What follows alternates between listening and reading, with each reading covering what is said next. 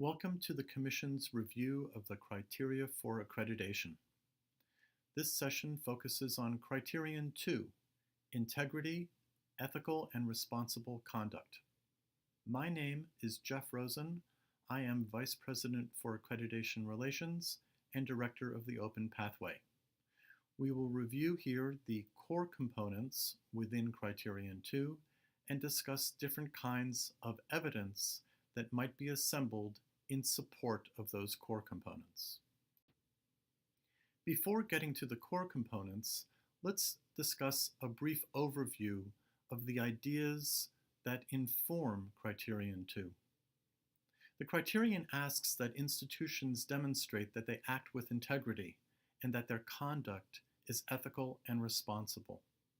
So institutions might examine those policies that govern all financial, academic, personnel, and auxiliary enterprises for their commitment to integrity and ethics. This includes outsourcing or external contracts that the institution might have with external entities. Transparency is a reflection of integrity, and therefore the institution will want to examine its processes and procedures for fair and ethical conduct. Freedom of expression, covered in Criterion 1, is also a matter of integrity. To what extent does the institution value and preserve this key element? The institution's governing board is a key factor in overseeing and enforcing integrity on a campus. To what extent is it autonomous, and are its policies uphold the essential elements of fairness and ethical behavior?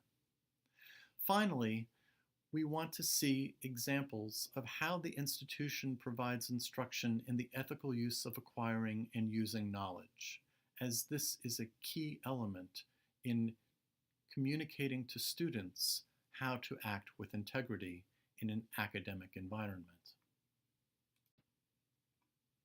Core Component 2A asks the institution to demonstrate that it operates with integrity in its financial, academic, personnel, and auxiliary functions, and that it establishes and follows policies and procedures for fair and ethical behavior on the part of its governing board, administration, faculty, and staff.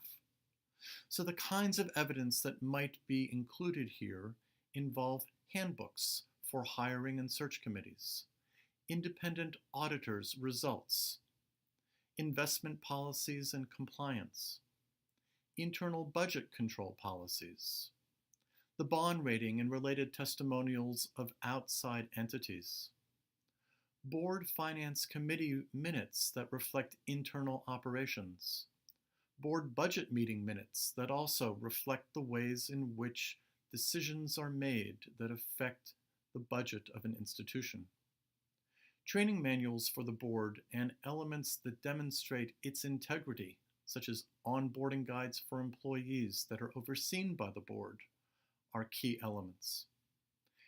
Annual conflict of interest forms also provide evidence to this effect, as well as grievance and complaint policies that are enforced by the institution.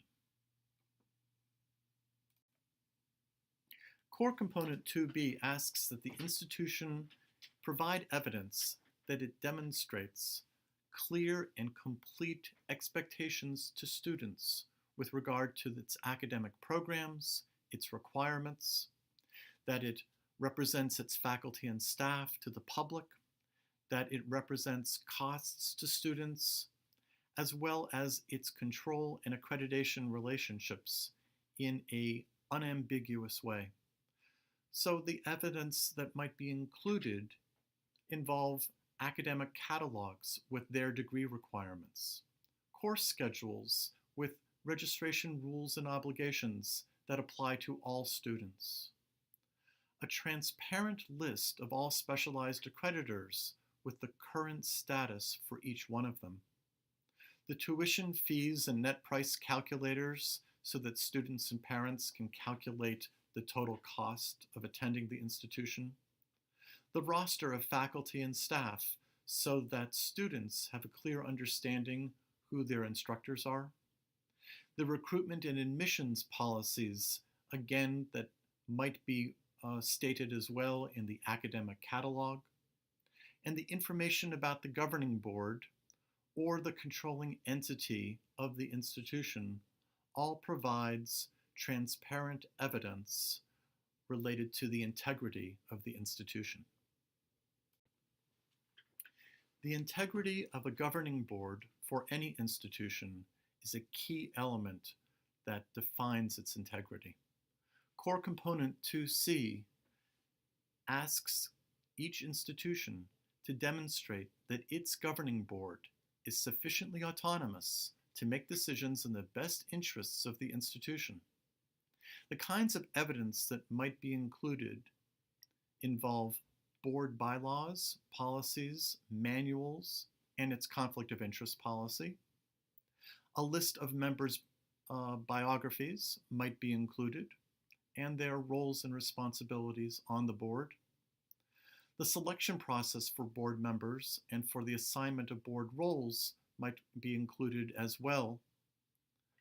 It would be useful to provide a board calendar into the future and evidence of meetings and in their regularity and how they are held. The onboarding, orientation, and professional development policies of the board and any recent examples of board professional development should be included, and the board's evaluation of the president, and in particular its self-evaluation, should be included as well.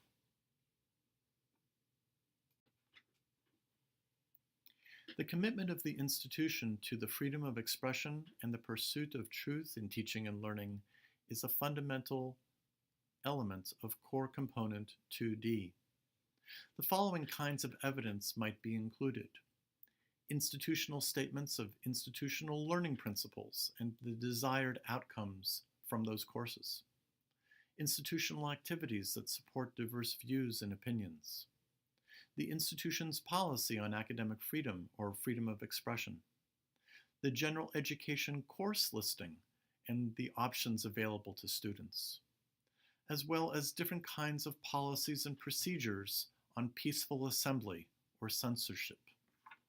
All of these can be used to provide evidence about the pursuit of truth in teaching and learning. Finally, in this section on integrity, Core Component 2E asks the institution to demonstrate through its policies and procedures that there is an expectation for the responsible acquisition, discovery, and application of knowledge, and that these principles are extended to its faculty, its students, and staff. The evidence that might be included here involve the research policies and opportunities that are provided to students, including any symposia that might be offered by faculty or students that demonstrate current research activities. Evidence might also include the principles of academic integrity or the honor code that all students are expected to abide by. If there is an institutional review board, the protocols, training, bylaws, reporting, and evaluation of the IRB are expected here, as well as any IACUC or animal care policies that are followed by the institution. If the institution has an Office of Sponsored Programming or solicits grant funding, the guidelines that are disseminated to researchers and to students should be included. Training programs in the library or that are for students that help them define the value of online sources, including how to make citations and the dangers of plagiarism, should be included. And other examples where student conduct is evaluated, such as judicial affairs committees or other activities that define student conduct. These are all included in Core Component 2E. The kinds of evidence that have been offered here in this short overview of Criterion 2 on integrity are not intended to be exhaustive. Other examples of additional kinds of evidence are available on HLC's website if you search for the document called Providing Evidence for the Criteria for Accreditation. In addition, it's useful to consider the ways that various kinds of institutions have addressed Criterion 2 and the kinds of evidence that they have assembled to support their narrative. These examples are also available on HLC's website at the URL on your screen.